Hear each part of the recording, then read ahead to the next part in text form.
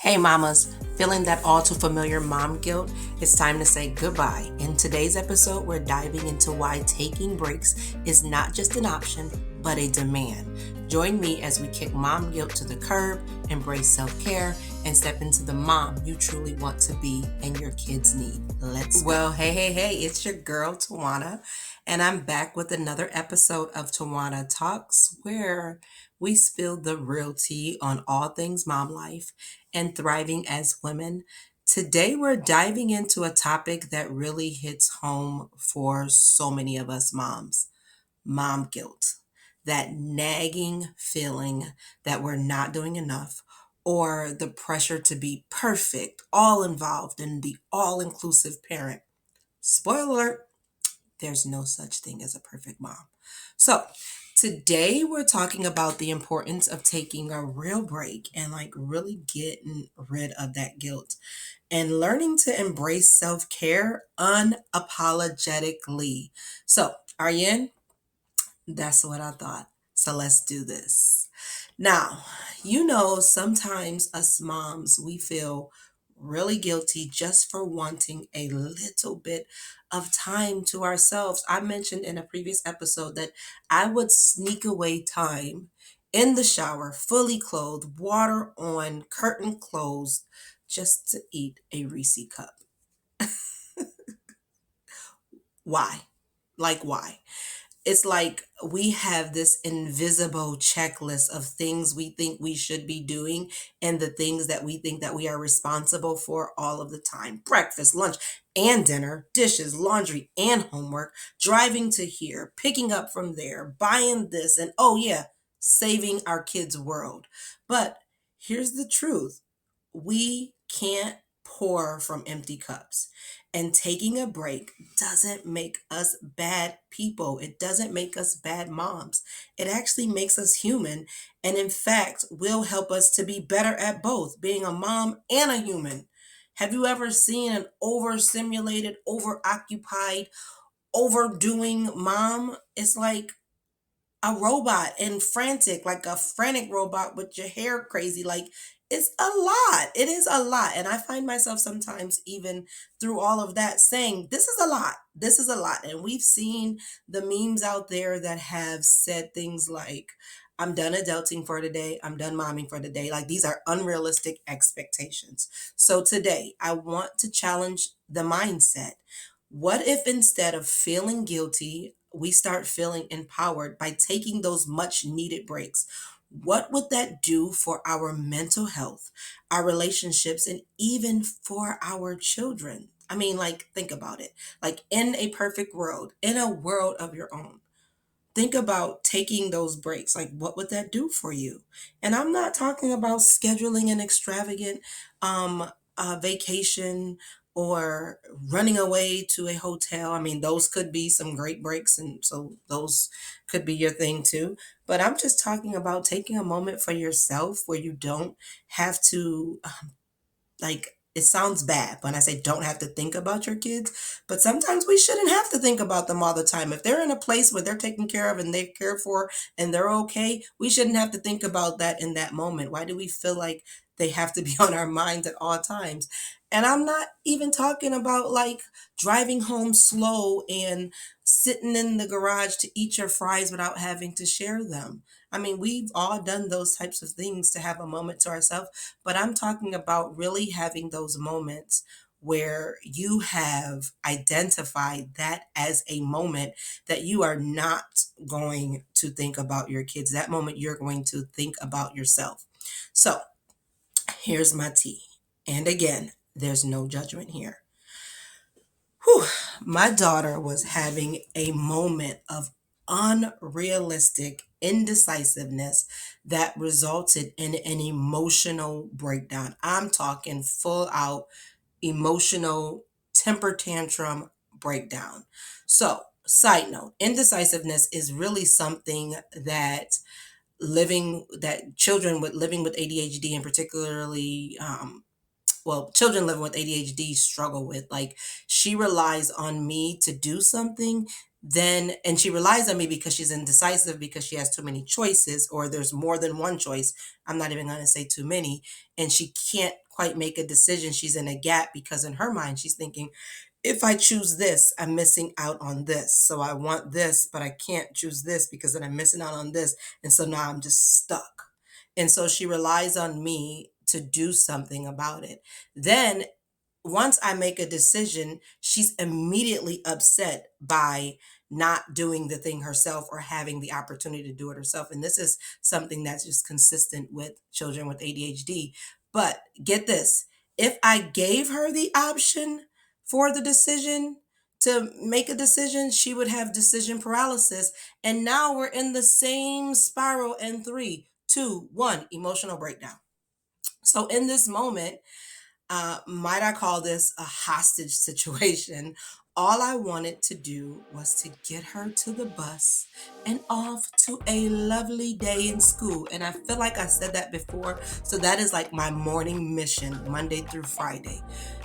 Get off to school, get on the bus, and have a lovely day. Because in my mind, the sooner she's around her friends and in her routine, the better the both of us will be.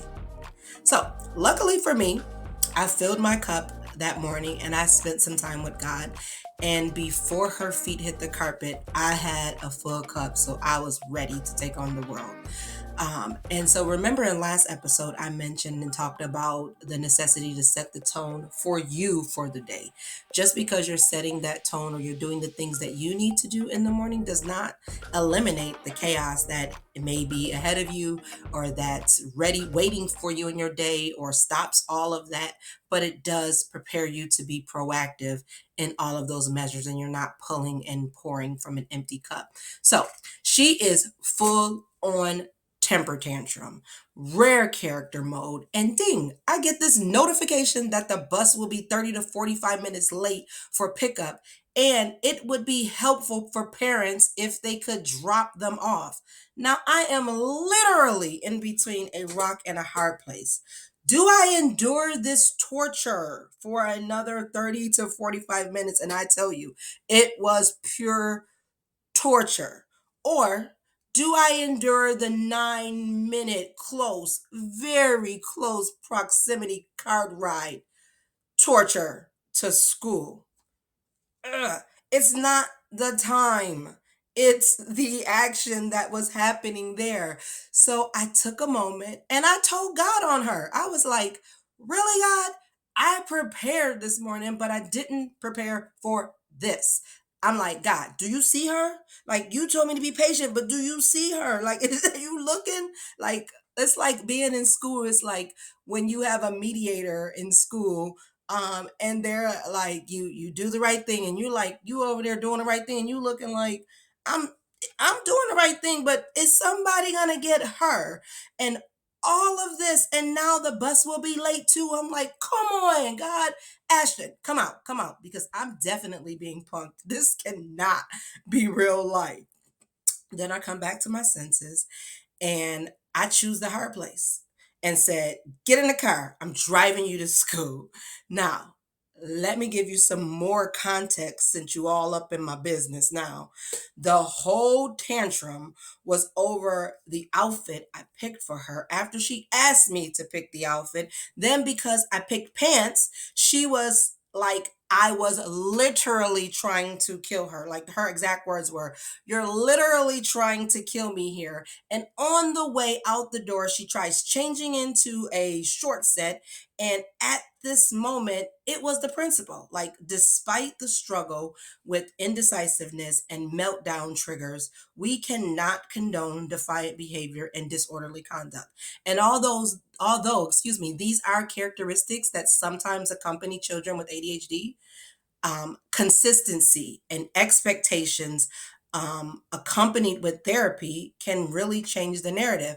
So we pull up to the school, and on the way to school, she's letting me know about how she will overheat and pass out because of these pants, and not even jeans, pants, and a t shirt that I gave her. You would have thought I put this child in a snowsuit in 90-degree weather. But I kept my mouth shut and it took every fiber in my being. And by the grace of God, I got her to the car rider line for the school staff to open the door. It was like the gates of heaven, and her to exit stage left. All of this, and it's only 8 o'clock in the morning.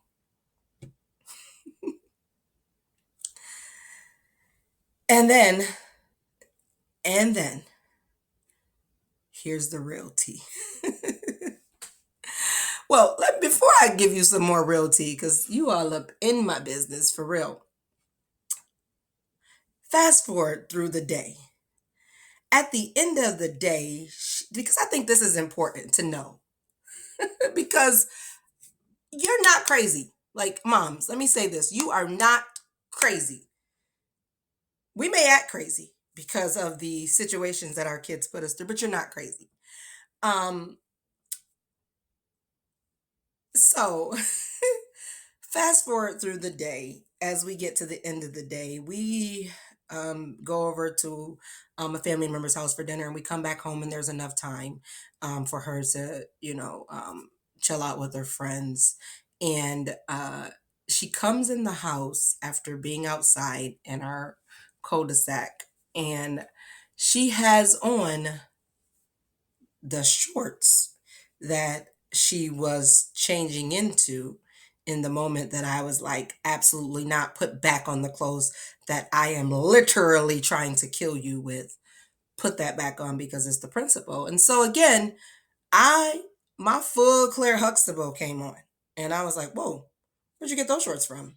And she tried to gaslight me, like, "Oh, I went in my room and I got them." I'm like, "No, no, no. When we got home, you went straight outside. You did not even come in your room. You didn't pass go. You didn't collect $200. Where'd those shorts come from?" And she's like, I said, so I had to fast forward her to giving me all these long drawn out things, and I had to jump right to what I knew. You took those shorts to school, didn't you? And she confessed and was like, yeah. And I said, you had the whole outfit? And she's like, yeah. So I'm like, well, when did you change? She's like, I did a magic trick on the bus and changed her shirt. So aside from getting into how we don't do that, I went into critical thinking mode. And I'm like, if you knew,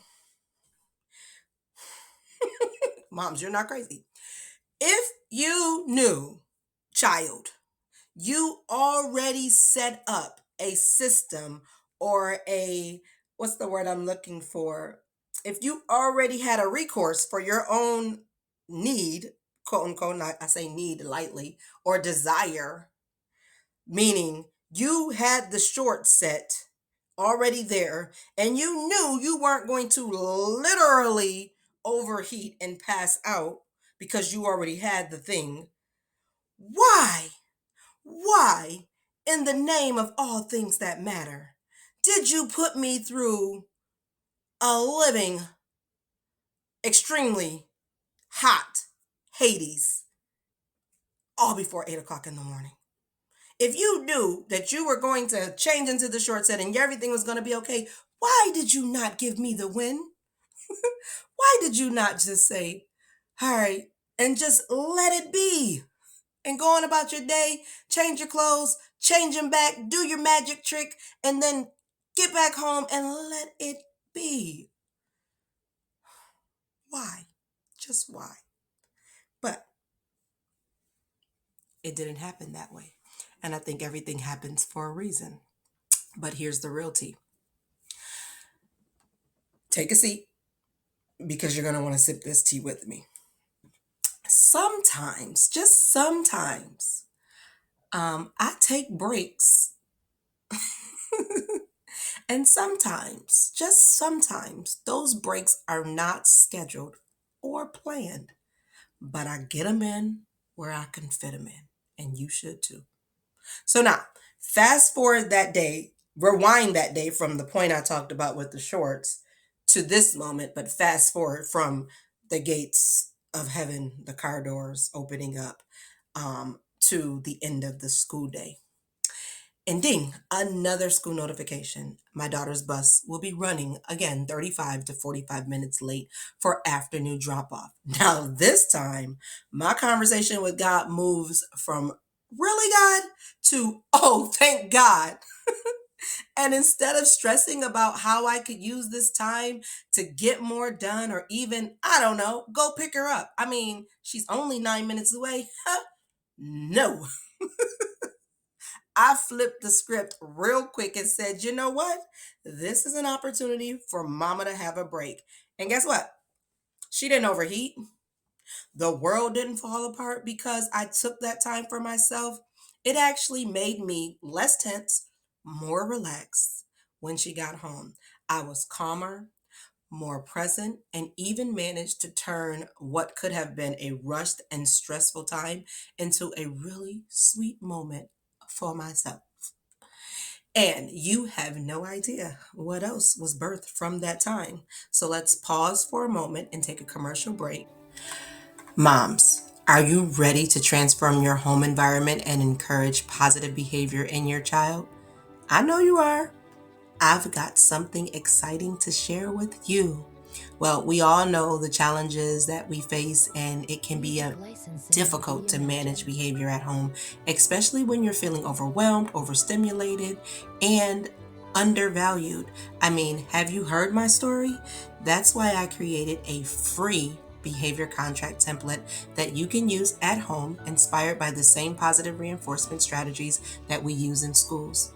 It's an amazing tool to help encourage positive behavior while giving you a little break from the chaos. So head over to tlcollaborative.podia.com and download your free behavior contract template today. Trust me, you'll thank me later. And now, back to our episode. All right, so let's get real for a second. My default mode used to be go, go, go. Don't waste a moment. Don't waste time. Never take a break. And feeling so guilty if I even thought about taking a break or asking for help. Like I literally felt like I could not be caught sleeping. If I'm caught sleeping, then I'm unfit or I'm not a great mom. And so somebody's like, you were sleeping. I'm like, no. Or why weren't you here? Or why weren't you there? It was like, I just had this feeling, and I know that a lot of you can really feel this and feel yourself in these shoes as well, of you doing something other than taking care of your child made you feel like a horrible parent. And I started to dig deeper into this at some point and realizing that some of this is from generational trauma, of feeling like you always had to be on and feeling like you're the only one that can be the caretaker, and if you're not doing it then you're unfit. And so I dug deeper into that, and that led into a lot of what I'm discussing today and how I was able, excuse me, to come to this revelation. Now it's not easy because we are moms, and so if you are thinking about it, then that means you're a good mom, and not thinking about it doesn't make you a bad mom. It's just understanding that it's okay. It's okay to think about yourself sometimes. But mom guilt doesn't serve us at all. It actually keeps us stuck in a cycle of exhaustion and frustration because we're always thinking about um, someone else, and we're always thinking about how we're not being what we feel that someone else needs us to be. And so I learned that the hard way during a stressful season of my career. I was constantly on edge, feeling like I wasn't doing enough at work. And in the role that I had, and the roles that I've had as an educator, they mimic the role as being a mom. And so not being everywhere, not doing everything, not knowing everything made me feel guilty. Like if someone asked me a question I didn't know, I felt bad or felt guilty for not knowing. If I wasn't at a certain place, if because I needed to be at somewhere else, and I had this to overcompensate for why I wasn't there or why I wasn't doing the thing or why I did it this way versus this way, because I felt like I was always being judged, and it was because of my own mom guilt. And it was then that I realized that I had to break this cycle, not just for me, but for my daughter. I wanted her to see a mom who values herself, who values her well being, and who isn't afraid to take time for herself. So pause for a moment and take a breath. Let this be your 20-second break. And if you're listening to this podcast without children or you're watching it without children, then let this be your break. But then understand that sometimes you don't have to be doing a thing to take a break. So I know it can be really hard to shake off mom guilt is because it's not something that you developed overnight. And so it's not going to be something that's going to be eradicated overnight. But why didn't you do this? Or why didn't you do that? Or why weren't you here? Or why weren't you there, like I mentioned before? That's that mom guilt. And I've been there. But what if we start to see these breaks not as selfish acts, but as self-full acts? What if instead of beating ourselves up for needing a break, we start celebrating it as ways to recharge and show up fully for our families, for our friends, for our coworkers, heck, for ourselves? And let's not forget about modeling it for our kids, right? Like, how do we expect them to become more independent, less clingy, mom, look moments? How do we expect them not to thrive on our constant attention and not to, why should I say, not to strive for our constant attention and not to um, linger on our every move and our every mode if we do not demonstrate what it actually looks like? If our children are looking for a moment, let me say this and back up. What I realized when my daughter was a little bit younger is I wanted me time, right? I wanted mom time. And she was like, no, mom time mean me and you time. And as I started to recognize in her, like she wanted her time too, but she felt guilty. She had a daughter guilt. She felt guilty that taking her time was wrong. And so it was a struggle because she felt the need to be around me and spend time, but then she's whining and fussy and all of the things because what she really wanted was her time, but because she didn't see that happen, she thought that something was wrong with it. And so, therefore, in the time that she was doing what she thought was right, spending time with me, it was a traumatic experience, if you will. It was like a hostage takedown. Like she's whining and doing all the things. And even now, as she gets older, when she's thinking that she wants to be around me and then she's doing all the whining, and what she really wants is to be by herself for a moment, and it's okay to do that. But because that had not been demonstrated for her and she did not know what that looks like, then it felt like an awkward feeling to have. And so mimicking this for our children helps them to understand that it's okay to not want to be around me. It's okay to want to take time for yourself. That is a normal act. And I think we all learned and recognized through the pandemic that it is not normal to be in someone's face 24 hours, 7 days a week for umpteen amount of days and a million times amount of hours and uncountless minutes and seconds. So, especially for my moms out there who are also raising children with ADHD, it's important to show them that it's okay to rest, to take a moment to breathe, and not always be on 100 at all times. We are not Duracell batteries. We do not keep going and going and going. So breathe and breathe again.